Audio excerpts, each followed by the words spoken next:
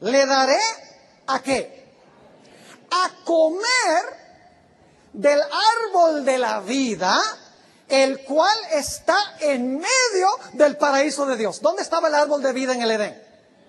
En medio del paraíso de Dios. ¿Dónde va a estar el árbol en la patria celestial? En medio del huerto de Dios. ¿Es el mismo árbol, sí o no?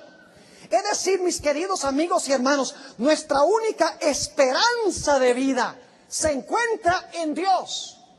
En tener algún día acceso de nuevo a ese árbol maravilloso que perpetúa la vida por los siglos sin fin, donde podremos ir cada mes y comer del fruto y recargar mensualmente la batería. Y como ya no seremos echados de allí, sino que entraremos por las puertas de la ciudad, nuestra vida se perpetuará indefinidamente. La honra y la gloria sea para nuestro maravilloso Dios. ¿Quién podrá comer del árbol de la vida? ¿Cuántos aquí les gustaría algún día comer del árbol de la vida? Algunos no levantaron la mano. ¿Será flojera? Los que me están viendo vía satélite, espero que hayan levantado la mano, porque ¿quién no va a querer vivir para siempre? El apóstol Pablo dice que si nuestra esperanza solamente es en esta vida, somos los más miserables de todos. A nosotros nos espera un futuro glorioso. Pero ¿qué tenemos que hacer para tener garantizado ese futuro glorioso? De eso quiero hablar unos pocos instantes antes de terminar. Génesis, el capítulo 2 y el versículo 17. Un punto supremamente importante. Dios le dice a Adán y Eva: mas del árbol de la ciencia del bien y del mal no comerás de él, porque el día que de él comieres, morirás. ¿Cuándo iban a morir Adán y Eva? Dice, el día que de él comieres, morirás. Pregunta, ¿murieron ellos ese día? ¿Saben cuántos años vivió Adán? 930 años. Pero finalmente murió, ¿sí o no? Claro que finalmente murió. ¿Qué quiso Dios decir cuando dijo, el día que de él comieres morirás? ¿Merecían Adán y Eva que se ejecutara la sentencia contra ellos ese mismo día, sí o no? ¿Merecían que Dios los extirpara de la existencia? Porque no está hablando aquí de la muerte física, está hablando de la muerte eterna.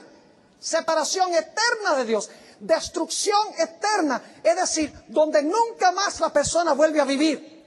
Decirle adiós a la vida para siempre. Esa es la clase de muerte de la cual se habla aquí.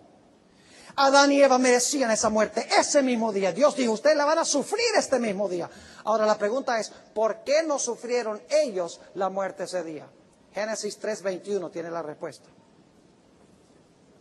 ¿Recuerdan que Adán y Eva se cubrieron sus cuerpos con hojas de higuera para cubrir la vergüenza de su desnudez?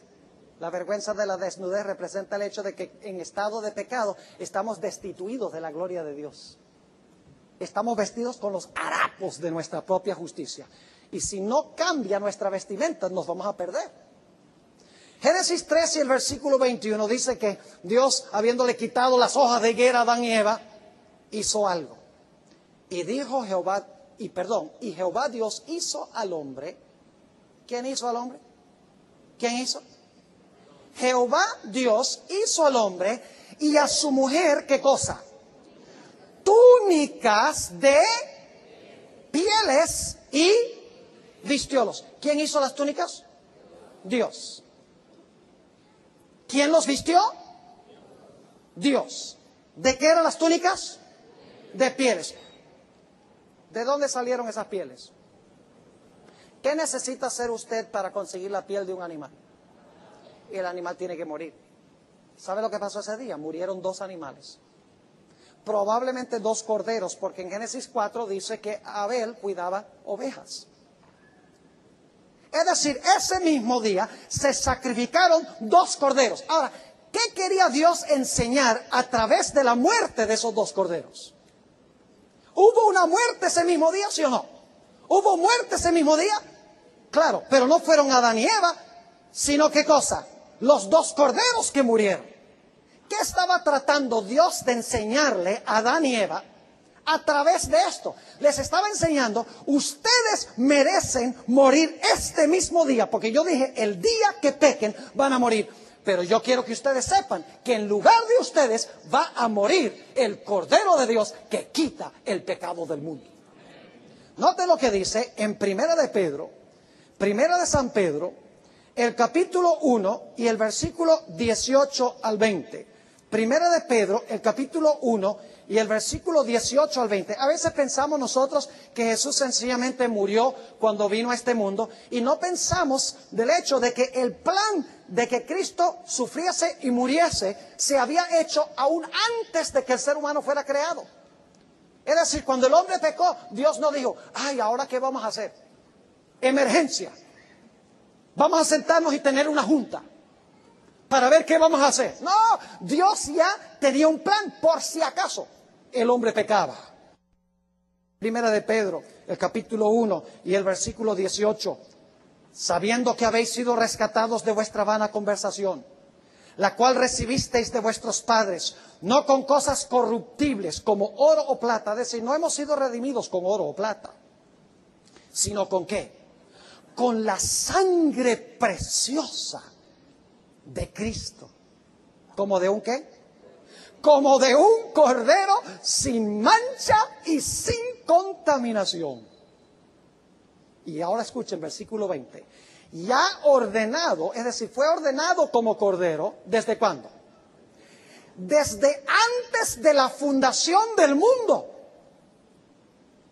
Pero luego dice, pero manifestado en los postrimeros tiempos por amor de vosotros. El plan estaba hecho. Es decir, el mismo instante que Adán y Eva pecaron, cuando sacrificaron los animales, escuchen bien, Jesús se estaba presentando delante de su Padre y estaba diciendo, Padre, el hombre debe morir, pero yo me ofrezco para morir en su lugar. Y ese anuncio se demostró a través del sacrificio de esos dos corderos. El Señor Jesucristo murió para que nosotros pudiéramos comer nuevamente del árbol de la vida. Pero tenemos que recibirlo. Ese texto más famoso de la Biblia que dice, porque de tal manera amó Dios al mundo, que ha dado a su Hijo unigénito. La Biblia dice que Dios dio a Jesús para todo el mundo, pero luego la segunda mitad del versículo dice, para que todo aquel que en él ¿qué? Para que todo aquel que en él crea no se pierda, mas tenga ¿qué? Mas tenga vida eterna. Es decir, la Biblia nos enseña que Cristo cuando murió pagó un precio infinito para salvar a cada ser humano que jamás haya vivido sobre el planeta Tierra. Pero nosotros tenemos que venir a Él y tenemos que decirle, Señor Jesús, yo soy pecaminoso, yo quebranto tu ley cada día, Señor, ayúdame, estoy arrepentido por lo que he hecho, perdona mi pecado. Y cuando recibimos a Jesús, Jesús nos perdona y hace más. Llena nuestra vida con su Santo Espíritu para que podamos vivir en armonía con su voluntad.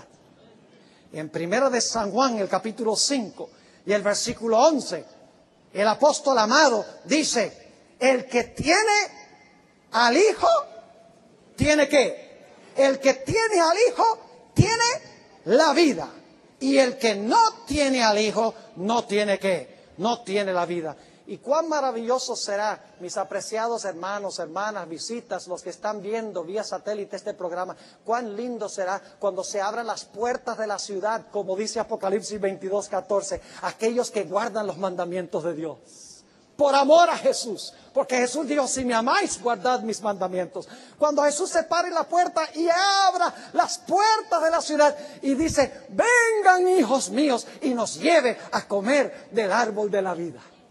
Y lo haremos mensualmente por los siglos de la eternidad. ¿Saben ustedes que la Biblia nos dice en 1 de Tesalonicenses 4 que para una persona que muere en Cristo la muerte no significa nada? ¿Sabe que yo no tengo miedo de morir esta noche? Porque he recibido a Cristo. Y el que tiene al Hijo tiene la vida.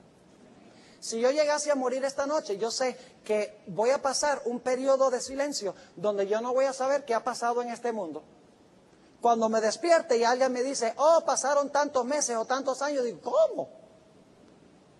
Porque cuando me morí se suspendieron mis pensamientos y cuando resucité se reanudaron. Mientras tanto no pasó nada. Porque la Biblia dice que la muerte es un momento de inconsciencia, pero no tenemos que tenerle terror ni temor a la muerte si estamos en Jesús. Porque Jesús nos va a levantar. Cuando venga Jesús con voz de trompeta, con voz de arcángel, los muertos en Cristo resucitarán. Los muertos en Cristo, les dije, resucitarán primero. Luego los que están vivos serán arrebatados juntos a recibir al Señor en el aire. Y así estaremos siempre con el Señor. ¡Qué gloriosa promesa! Pero mis